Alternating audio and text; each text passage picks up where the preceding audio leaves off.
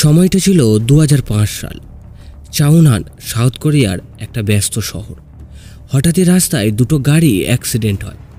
প্রথম গাড়িটিকে পিছন থেকে একটা ব্ল্যাক কালারের গাড়ি ধাক্কা মারে। যেহেতু প্রথম গাড়িটিকে ধাক্কা মেরেছে, তাই গাড়িটির ড্রাইভার বেরিয়ে আসে।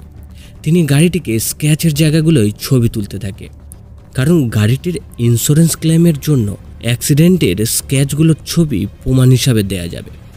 ততক্ষণে পিছনের গাড়ির ড্রাইভারও বেরিয়ে আসে। ওই ব্যক্তি প্রথম গাড়ির ড্রাইভারকে নানা রকম অদ্ভুত কোশ্চেন করতে থাকে। তিনি অতটা আমল দেয়নি ব্যক্তিটির কথায়। তারই সুযোগ নিয়ে ওই ব্যক্তি প্রথম ব্যক্তিটিকে চাকু দিয়ে হত্যা করে আর তার গাড়ির মধ্যেই রেখে ওই জায়গা থেকে চলে যায়। সকাল হলে ওই জায়গায় আসে সাউথ কোরিয়ার সিঙ্গাম পুলিশ অফিসার তাইসুক। তিনি ওই জায়গাটাকে ভালো করে ইনভেস্টিগেশন করে। অবশেষে গাড়ির পিছনে একটা স্ক্র্যাচ দেখতে পায়। তাইসুক সেটাকে এভিডেন্স হিসাবে ছবি তুলে আনে। সাউথ কোরিয়ার ভালো জগতের পাশাপাশি একটা অন্ধকার জগতও আছে, আর তার বাদশা হলেন ডংসু। সাউথ কোরিয়াতে তার একচ্ছত্র সাম্রাজ্য। আজ ডংসু একটা মিটিংয়ে এসেছে। কিছুদিন ধরেই তার প্রতিপক্ষ অন্য এক গ্যাংস্টারের সঙ্গে তার ঝামেলা চলছে। সেটা সলভ করার জন্যই তারা আজ দুজনে মুখোমুখি বসেছে। তাদের মধ্যে যখন কথা কাটাকাটি হচ্ছিল, তাদের দুই অ্যাসিস্ট্যান্টরাও নিজেদের মধ্যে ঝামেলায় জড়িয়ে পড়ে। ডংসু প্রথমে তার অ্যাসিস্ট্যান্টকে মারধর করে, তারপর ওই গ্যাংস্টারের অ্যাসিস্ট্যান্টের মেরে দাঁত তুলে নেয়। এটা দেখে সামনে থাকা রাইভাল গ্যাংস্টার প্রচণ্ড ভয় পেয়ে যায়। সেই জন্যই ডংসুর কথা মতোই ওই ভাঙা দাঁত আর রক্ত মেশানো ওয়াইন খেয়ে নেয় সে। অর্থাৎ এখন তাদের মধ্যে ডিল সেটেল হয়ে গেছে। যেহেতু কেসটা তাইসুক ইনভেস্টিগেশন করছিল, সে অনেক এভিডেন্স জোগাড় করে। শহরে বেশ কিছুদিন ধরে এই ধরনের মার্ডার ঘটছে, যার হত্যা করার স্টাইল একই। প্রতিটা হত্যাই চাকু দিয়ে ঘটেছে। আর সবচেয়ে বড় এভিডেন্স হলো প্রতিটা গাড়ির পিছনে ধাক্কা লাগার স্ক্র্যাচ আছে। তার সিনিয়র এই কথায় গুরুত্ব দেয় না। তিনি মনে করেন তাইসুক ইউটিউবে পপকর্ন মিডিয়ার ক্রাইম সাসপেন্স মুভির এক্সপ্লেনের অ্যাডিক্ট হয়ে গেছে। গ্যাংস্টার বস ডংসু ডিল ফাইনাল করে বেরিয়ে পড়ে। তার মুডটা আজ ভালো ছিল না, তাই সিদ্ধান্ত নেয় আজ চাওনানের রোডে সে একাই ড্রাইভ করে বাড়ি ফিরবে। ওই রাতে ড্রাইভিং করার সময় পিছন থেকে একটা গাড়ি ধাক্কা মারে। সে বাইরে বেরিয়ে আসে, গাড়ির পিছনে চোটটা দেখে। গাড়িতে আঘাতের পরিমাণটা বেশি না হওয়ার জন্য সেই গাড়ির ড্রাইভারকে চলে যেতে বলে। ঠিক তখনই পিছনের গাড়ির ড্রাইভার অতর্কিতে তাকে চাকু দিয়ে হামলা চালায়। কিন্তু সে জানতো না এইবার ভুল মানুষকে চাকু মেরেছে। ধীরে ধীরে ওই ব্যক্তি এটা বুঝতে পারে। বারবার চাকুর হামলা সত্ত্বেও গ্যাংস্টার ডংসু তাকে বাগে পেয়ে পুরো ধুয়ে দেয়। সে কল্পনাও করতে পারেনি একজন গ্যাংস্টারের কপালে সে পড়ে গেছে। উল্টে ডংসু ওই ব্যক্তিটির বুকেই চাকু ঢুকিয়ে দেয়। ওই ব্যক্তিটা আর কেউ ছিল না, সে ছিল সেই সিরিয়াল কিলার যাকে গল্পের প্রথমে দেখানো হয়েছিল। ডংসুর হাত থেকে বাঁচার জন্য ওই সিরিয়াল কিলার গাড়ি নিয়ে ডংসুকে চাপা দিয়ে পালিয়ে যায়। এই খবরটা যখন ফ্ল্যাশ হয়, সবাই ডংসুকে রক্তাক্ত অবস্থায় হসপিটালে নিয়ে আসে। অন্যদিকে সেই সিরিয়াল কিলার তার ক্ষত জায়গা থেকে চাকুটা বের করে, সেখানে স্ট্যাবলার দিয়ে পিন আপ করে দেয় আর জঙ্গলের মধ্যে একটা পেট ফার্মে গিয়ে তার এক বৃদ্ধ ওনারকেও হত্যা করে। আর পরে তার জামা কাপড় পরে ওখান থেকে চলে আসে। ডংসুর লোকেরা ভেবেছিল তাদের বসকে রাইভাল গ্যাংস্টাররাই খুন করতে চেয়েছিল, তাই সবাই ওই রাইভাল গ্যাংয়ের উপরে হামলা চালায়। পরের দিন যখন ডংসুর জ্ঞান ফেরে, সে তখন সব ঘটনা জানায়। তাকে কোনো গ্যাংস্টার হত্যা করতে যায়নি, হত্যাকারী ছিল একজন সিরিয়াল কিলার। তার পিএকে সেই কিলারের গাড়ির নাম্বারটা দেয় আর তাকে ইমিডিয়েটলি যেন তার সামনে হাজির করে। কোনো রকমভাবে খবর পেয়ে তাইসুক ডংসুর কাছে দেখতে আসে। তাইসুক জানতে চাই পুলিশে কেন সে কমপ্লেন করেনি। আসলে ডংসুর পুলিশের ওপর কোনো ভরসা পেত না। পুলিশের থেকে তার কাছে সব থেকে আগে আর বেশি ইনফরমেশান থাকতো। দাঁড়িয়ে দাঁড়িয়ে পুলিশের বেইজ্জতি হজম করতে পারছিল না তাইসুক, তাই ওখান থেকে চলে আসে। নিচে সে ডংসুর গাড়িটিকে দেখতে পায় আর তার গাড়িতেও সেই আগের মতো অ্যাক্সিডেন্টের চোটটা দেখতে পায়। আর সেটা তাইশুক ছবি তুলে আনে। এরই মধ্যে ডুংসুক কিলারের স্কেচ বানিয়ে নেয়, সেটা তার গ্যাংয়ের মধ্যে দিয়ে দেয় যাতে খুব সহজেই কিলারকে তারা ধরতে পারে। এদিকে কিলারও তার পরের শিকারকে টার্গেট করে খুন করে, তারপর তার ট্রাক নিয়ে পালিয়ে যায়। কিছু পর সে বুঝতে পারে তার ট্রাকের ভিতরে এখনও একজন আছে। সে তাকেও হত্যা করে, কিন্তু তাকে ট্রাক থেকে ফেলে দেওয়ার সময় চাকুটাও রাস্তায় পড়ে যায়।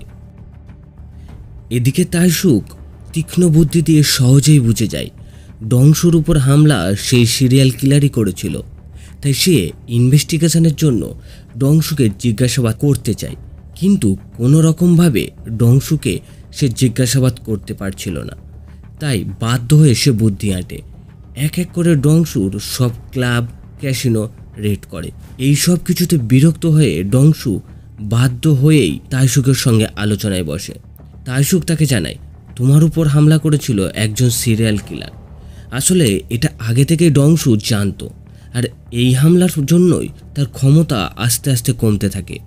শহরের অন্যান্য গ্যাংস্টাররা তার প্রভুত্ব আস্তে আস্তে অমান্য করতে থাকে, আর এই ঘটনাটা ডংশুকে কুড়ে কুড়ে খেতে শুরু করে। অনেক চেষ্টার পর ডংশুর ছেলেরা সেই চাকু আর গাড়িটিকে খুঁজে পায়, আর সেটা পাওয়ার পরই ডংশু তাইশুককে ইনফর্ম করে। ডংশু জানতো তাইশুকের কাছে কোনো একটা হিডেন ইনফরমেশন আছে। ডংশুর কাছে কিলারের স্কেচ, গাড়ি আর চাকু ছিল, আর তাইশুকের কাছে একটা হিডেন ইনফরমেশন। তাই সে প্ল্যান করে দুজনের এভিডেন্স মিলিয়ে তারা কিলারকে খুঁজবে, কিন্তু যে আগে খুঁজে পাবে কিলারকে সেই কিলারকে মারবে। দুজনেরই মাথা খেপেছিল। তাইশু চাই কিলারকে অ্যারেস্ট করে উপযুক্ত শাস্তি দেবে, আর ডংশু চাইছিল তাকে ধরে জীবনের মতো শেষ করে দেবে, যা একটা দৃষ্টান্ত হয়ে থাকবে। তাইশুক ইনফরমেশন কালেক্ট করার জন্য ডংশুর ফার্ম হাউসে আসে, তাদের সঙ্গে কথা বলে যারা এই চাকুটি পেয়েছিল। তাইশুক সেই গাড়িটা থেকে ফিঙ্গারপ্রিন্ট কালেক্ট করে। অন্যদিকে ডংশু সেই চাকু দিয়ে রাইভাল গ্যাংয়ের বসকে মারতে পাঠায়। ডংশুর ক্ষমতা কমে আসার জন্য খুব উপহাস করছিল ওই রাইভাল গ্যাংস্টার, আর তার সুযোগটা ব্যবহার করছিল। তাই কিলারের চাকু দিয়ে তাকে খুন করায়, যেটা দেখে মনে হবে কিলারই ওই খুনটার সঙ্গে জড়িত। এবার পুলিশ ল্যাব থেকে ওই গাড়িটার ডিএনএ স্যাম্পল এসে গিয়েছিল। অন্য গাড়ির সঙ্গে ধাক্কা আর মার্ডারের রিপোর্ট ম্যাচ করে যায়। এখন পুরো ডিপার্টমেন্ট এটার ইনভেস্টিগেশনের জন্য লেগে পড়ে। তাইশুক বুঝে গিয়েছিল ওই রাইভাল গ্যাংস্টারের মার্ডারই ডংশুক করিয়েছে, আর এমনভাবে সেটাকে সাজিয়েছিল যেটা দেখে মনে হবে ওই সিরিয়াল কিলারই এটার খুনি। সে ডংশুককে জিজ্ঞাসা করলে তিনি স্বীকার করে নেন তিনি পরিকল্পনা করে এটাকে খুন করেছে, আর কেন করেছে তা সময় এলেই সে বুঝতে পারবে। এই খুনের খবরটা কিলার রেস্টুরেন্টে বসে দেখছিল। এটা শুনে সে খুব ক্ষুব্ধ হয়ে যায়, কারণ তার নাম নিয়ে এই গ্যাংস্টার এটাকে খুন করেছে, আর তার দায় কিলারের উপর আসছে। সেই জন্য কিলার ওই গ্যাংস্টারের শোক সভায় যায়। সেখানে ডংশুকে দেখে তাকে হত্যা করতে না পারার আক্ষেপটা তার মধ্যে জেগে ওঠে। কিলার একটা চিঠিতে লেখে, এই খুনটা আমার ছুরিতে হয়েছে, কিন্তু আমি খুন করিনি। সেটা ওই গ্যাংস্টারের একটা পিএকে দেয়, আর ইশারায় দেখিয়ে বলে ডংশুই এই খুনটা করেছে। পরের দিন কিলার আবার একটা খুন করে। ডংশু আর তাইশুক দুজনে মিলে ওই গাড়িটার ইনভেস্টিগেশনে লেগে পড়ে। গাড়িটা থেকে তাইশুক কিছু ফিঙ্গারপ্রিন্ট কালেক্ট করছিল। তখন আগের রাইভাল গ্যাংয়ের লোকজন এসে তাদেরকে অ্যাটাক করে। তারা জানতো না গ্যাংস্টার বস আর বোনাস হিসাবে তাইশুক সেখানে প্রেজেন্ট ছিল। দুজনে মিলে ওই গ্যাংটাকে পুরো ধূলিসাৎ করে দেয়। কিছুদিনের মধ্যে কিলারের ফিঙ্গারপ্রিন্টের রিপোর্ট চলে আসে পুলিশ স্টেশনে। তাইশুক সেই রিপোর্টের ডিটেলস দেখে বুঝতে পারে তার নামে এর আগেও একটা কমপ্লেন লিখিয়েছিলেন কিলারের ওয়াইফ। তাইশুক কিলারের অ্যাড্রেস জোগাড় করে তার বাড়িতে আসে। তার অদ্ভুত বাড়ি দেখে তাইশুক অবাক হয়ে যায়। কিলারের রুমের ভিতরে বিভিন্ন রকমের সবুজ রঙের চৌবাচ্চা তৈরি করা আছে, সেই সঙ্গে নানান ধরনের ওষুধের শিশি ছিল। তাইশুক তার বাড়িতে একটা ছবি পায়। সেই ছবিটা যখন মেলায় তার মাথা ঘুরে যায়। সেই ছবিটার সঙ্গে ডংশুর আঁকা ছবিটা যখন ম্যাচ করে, দুটো ছবি একই ব্যক্তির। তাইশুক বুঝে যায় ওই দুই ব্যক্তি একই, আর ইনিই হলেন আসল সিরিয়াল কিলার। তাইশুক আবার পুলিশ স্টেশনে ফিরে আসে আর কিলারের অল ডিটেলস বের করে নেয়। অন্যদিকে ডংশু অন্যান্য গ্যাংস্টারদের সঙ্গে মিটিংয়ে বসেছে, কিন্তু এই ঘটনার পর তার ক্ষমতা কমতে থাকে। তারা ডংশুকে অতটা ইম্পর্টেন্স মনে করছিল না। একজন তো উপহাসই করে বসে। ডংশু তার দিকে তাকিয়ে একবার মুচকি হাসে আর থাপ্পড়ের উপর থাপ্পড় মারতে থাকে। তার থাপ্পড়ের আঘাতে শেষমেশ ব্যক্তিটি মারা যায়। আসলে যে ডংশু আগের মতোই আছে সেটা সে আরও একবার প্রমাণ করতে চায়। এখন ইনভেস্টিগেশনের মধ্যেই তাইশুক কিলারের একটা ভয়েসমেল ট্র্যাক করে আর সেটা সঙ্গে সঙ্গে ডংশুকে শোনায়, কারণ একমাত্র ডংশু কিলারের ভয়েসটা শুনেছিল। আর তার ভয়েস শুনে ডংশু কনফার্ম করে এটাই কিলারের ভয়েস। তাইশুক ওই ভয়েসটা শুনে বুঝে যায় কিলার সাধারণ মানুষ নয়, তার মধ্যে অস্বাভাবিকতা আছে। আসলে ছোটবেলায় তার বাবা মা খুব টর্চার করত, আর যার জন্যই সে বড় হয়ে এরকম সাইকো সিরিয়াল কিলারে পরিণত হয়েছে। ডংশু কিলারের ছবি তার গ্যাংস্টারের মধ্যে ছড়িয়ে দেয় আর চারিদিকে তার লোক পাঠিয়ে দেয়, কিন্তু ওই কিলার কোনোভাবেই তাদের হাতের নাগালের মধ্যে আসে না। পরের দিন ডংশু যাওয়ার পথে গাড়ি খারাপ হয়ে যায়, তাই রাস্তার ধারে বাস ধরার জন্য ওয়েট করতে থাকে। ঠিক তখনই তার পাশে একটা মেয়ে আসে বাস ধরার জন্য, আর তখন প্রচণ্ড বৃষ্টি হচ্ছিল। ডংশু তার ছাতাটা তাকে অফার করে। প্রথমে মেয়েটি ছাতাটা নিতে কিছুটা সংকোচ করলেও ডংশুর ধমকে অবশেষে সে ছাতাটা নিয়ে নেয়। এখন ওই জায়গায় ডংশুকে নিতে তাইশুকও চলে এসেছে। মেয়েটি ততক্ষণে বাসে উঠে চলে গেছে। রাতে যখন ডিনার করছিল নিউজে দেখায় শহরে আবার একটা মেয়ের লাশ পাওয়া গেছে, আর তার পাশে ডংশুর সেই ছাতাটা দেখে সে বুঝতে পারে এই মেয়েটা আর কেউ নয় যাকে সকালে সে হেল্প করেছিল। অর্থাৎ কিলার ডংশুর আশেপাশেই ঘটছে। আর এই ঘটনার জন্য প্রচণ্ডভাবে ক্ষুব্ধ হয়ে ওঠে ডংশু। ডংশু আর তার ছেলেরা পুরো শহর তল্লাশি করে, এক এক হোটেল, এক একটা বার, প্রত্যেকটা গলি, কিন্তু কোথাও তাদের হাতের নাগালে আসে না কিলার। ওখানের এক হোটেলের রিসেপশনিস্ট ডংশুকে ইনফর্ম করে তার হোটেলেই কিলার আছে। ডংশু, তাইশুক আর তার ছেলেরা সেখানে গিয়ে রুম চেক করে, কিন্তু কিলারকে তারা খুঁজে পায় না।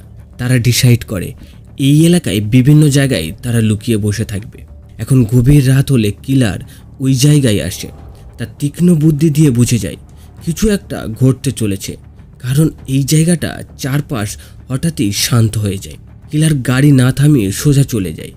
এদিকে তাইশুক, ডংশুরা তাকে ধরার জন্য পুরো ঝাঁপিয়ে পড়ে।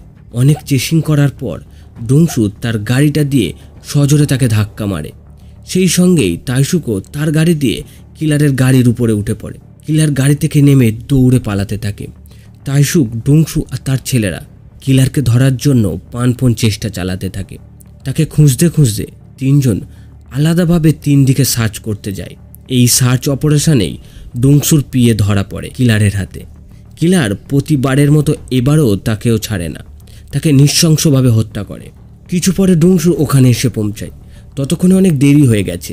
তার পিয়ে জানায় আমি তাকে ঘায়েল করেছি, তার শরীর দিয়ে রক্ত ঝরছে। ইশারা করে জানায় এই পথ দিয়েই কিলার গেছে। কিলারের ক্ষত রক্তের চিহ্ন ধরে খুঁজতে খুঁজতে ডংশু একটা বারে এসে পৌঁছায়। সেখানে দুটো মেয়ে তখন গান করছিল। তাদেরকে ভালোভাবে অবজার্ভ করার পর ডংশু বুঝতে পারে তারা গান তো করছিল, কিন্তু খুব আতঙ্কের মধ্যে আছে। ডংশুর বুঝতে অসুবিধা হয় না সেই কিলারই এইখানেই আছে। ডংশু ইশারায় করে জানতে পারে কিলার তাদের পিছনের রুমে আছে। ডংশু সেই দরজা ভেঙে ঘরে প্রবেশ করে আর কিলারকে ভাঙা দরজার উপর দিয়েই বেধড়ক মারতে থাকে। ততক্ষণে কিলার আধমরা হয়ে গেছে, কিন্তু তখনও ডংশুর মনের জ্বালা মিটছিল না। তাই কিলারকে ওই অবস্থায় টানতে টানতে ফার্ম হাউসে নিয়ে আসে। কিলার যে ডংশুকের হাতে ধরা পড়েছে সেটা তাইশুক জানতে পারে। সে সঙ্গে সঙ্গে ডংশুকে ফোন করে জানায় কিলারকে পুলিশের হাতে তুলে দাও, পুলিশ তাকে উপযুক্ত সাজা দেবে। কিন্তু ডংশুকের মাথায় সেই মেয়েটার খুনের যন্ত্রণা ঘুরছে। তাইশুকে সেদিনের রাতের ডিলটা মনে করিয়ে দেয়। ডংশু কোনোভাবেই কিলারকে ছাড়তে চায় না। তার ফার্ম হাউসে এসে কিলারের থেকে জানতে চায় সে মেয়েটাকে কেন খুন করেছে, কিন্তু কিলার কিছুই জানায় না, শুধু হাসতে থাকে। ডংশুর মাথায় রক্ত উঠে যায়। বারবার জিজ্ঞেস করার পরও সেই একই হাসি। সে এখন ঠিক করে কিলারকে টুকরো টুকরো করে যন্ত্রণা দিয়ে মারবে। ঠিক তখনই তাইশুক ওখানে গাড়ি নিয়ে ডংশুকে ধাক্কা মারে। গাড়ির আঘাতে ডংশু অজ্ঞান হয়ে যায়। তাইশুক কিলারকে সঙ্গে করে পুলিশ স্টেশনে নিয়ে আসে। তাইশুকের এরকম কাণ্ড দেখে সকলে অবাক হয়ে যায়। পরের দিন থেকে তাইশুক ডংশুর সব ডেরায়, অর্থাৎ বার, নাইট ক্লাব, ক্যাসিনোগুলিতে আবার রেড করতে থাকে। ডংশু এগুলো দেখেও তাইশুকে কিছু বলে না, কারণ তার মাথায় সেই মেয়েটির কথাই বারবার তাকে ভাবাচ্ছে। তাইশুক পুলিশ স্টেশনে এসে কিলারকে জিজ্ঞাসাবাদ শুরু করে। কিলার আগে থেকেই তৈরি হয়ে এসেছিল, সে কোনো রকমভাবেই কিছু বলবে না, তাই সব খুনগুলো সে অস্বীকার করে। কিলার মেডিকেল লাইন সম্বন্ধে কিছুটা জ্ঞান আয়ত্ত করেছিল, তাই হাতের আঙুলগুলোকে পুড়িয়ে পুড়িয়ে ফিঙ্গারপ্রিন্ট নষ্ট করে দিয়েছিল। আর এসব দেখে তাইসুব খুব ক্ষুব্ধ হয়ে যায়। সে হোপলেস হয়ে ওই কিলারকে বেধড়ক মারতে থাকে। ওই রাতে সে ডুংসুর কাছে আসে আর তার হেল্প চায়। এখানে ডুংসুও তাইসুকে পেয়ে পুরো ধুয়ে দেয়, সে তার সঙ্গে বেইমানি করেছে। তাইসু কাতরভাবে জানায় যদি উপযুক্ত প্রমাণ না থাকে তাহলে কিলার বেকসুর খালাস পেয়ে যাবে, আর এর প্রমাণ একমাত্র ডুংসুর কাছে আছে। ডুংসু তাইসুকে ওখান থেকে ছেড়ে দিয়ে চলে আসে। পরের দিন কিলারকে কোর্টে নিয়ে আসে। জজ সাহেবকে ওই কিলার জানায়, আমি একজন সাধারণ মানুষ, সবসময় চুপচাপ থাকি। ছোটবেলায় আমার বাবা আমার উপর মানসিক আর শারীরিক অত্যাচার করত, আর এইসবের জন্যই এরা সুযোগ নিচ্ছে। এই পুলিশ অফিসাররা আমাকে ফাঁসাচ্ছে। আসলে তার বিরুদ্ধে কোনো প্রত্যক্ষ প্রমাণ ছিল না, তাই কিলার শান্ত হয়ে বসে থাকে। কিন্তু এইসব দেখে ভিকটিমের পরিবাররা কান্নায় ভেঙে পড়ে। তখন সরকারি লয়ার তার শেষ প্রত্যক্ষদর্শী আর সাক্ষীকে ডাকে। তিনি আর কেউ নন, তিনি হলেন গ্যাংস্টার ডুংসু। তাকে দেখে কিলারের লয়ার জজ সাহেবের কাছে প্রশ্ন করে, আমরা কি তাহলে একজন মাফিয়ার কথা শুনে কাজ করব? এই কথাটা শোনার সঙ্গে সঙ্গেই ডুংসু উত্তর দেয়, সেম ঘটনাটা যদি আপনার পরিবারের সঙ্গে ঘটতো তখন কি আপনি এই রকমভাবেই কথা বলতেন? কিলার কিন্তু মনে মনে তখন হাসতে থাকে। তখনও তার বিরুদ্ধে কিছু প্রমাণ করা যাচ্ছিল না। ডুংসু এবারে একটা চিঠি দেখায়, যেটাতে লেখা ছিল এই খুনটা আমার ছুরিতেই হয়েছে। ওই চিঠিটা ছিল সেই চিঠিটা যেটা রাইভাল গ্যাংস্টারের শেষকৃত্যে এসে কিলার দিয়েছিল। কিন্তু ডুংসু বুদ্ধি করে চিঠিটার শেষ অংশ ছিঁড়ে দেয়। এবার সে তাদের নিজের শার্ট খুলে দেখায় যে কিলার তার শরীরের বিভিন্ন জায়গায় কিভাবে চাকু দিয়ে আঘাত করেছে। সেই রাতে ডুংসু কিলারের বুকে চাকু বসিয়ে দিয়েছিল। জজ সাহেবের সামনে তার শার্ট